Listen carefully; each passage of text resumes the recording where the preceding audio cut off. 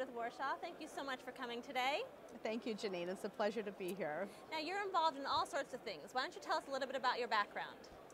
I have a PhD in neurophysiology and endocrinology, so I've been a basic scientific researcher at one point in my life. But then I built up a business and became self-taught in business and wanted to continue in entrepreneurship. I've started a couple of companies. I've been a CEO and founder of a brain cancer institute. Wow. And today I'm CSO of a company called Molecular Image, which is an early stage company for imaging diagnostic for multiple sclerosis patients. Oh wow, that's exciting. In addition, I'm working with Stanford University in a program called SPARK on the advisory committee, where we're trying to commercialize a number of projects from IP from Stanford Medical Center. Okay, now you've done so many things. What does it take to run a business? It takes a lot of focus. It takes a lot of passion. Personally, I get really happy and excited to wake up every day and work on something that's so much fun for me. And what's fun for me is to build up a business and be able to contribute to both my community and the world in terms of making some change. Great. So I get excited about that. That's fantastic. And now with success always comes failure. So what's your biggest failure story and how did you recover from that? I have certainly learned a lot from my Brain Cancer Institute. I think one of the biggest mistakes was how to get funding early on. Mm-hmm. I wasn't willing to wait longer to get funding, and I think to have done it more successfully, I needed a stronger board.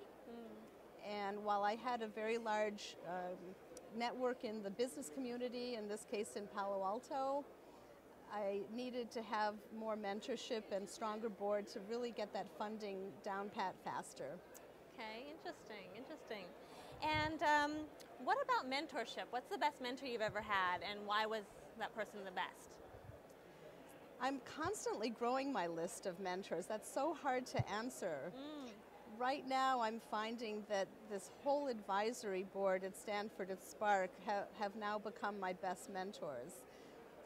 I think finding an individual mentor early on would have been very, very helpful, and that's something I didn't do. So if you talk about one of my mistakes and what I learned from it, in fact, I've been thinking about that all day at the TiEcon conference. Interesting. It would have been to find a mentor much earlier on in my career. Okay, that's great advice for people out there. And what's an inspirational story that you can share with people?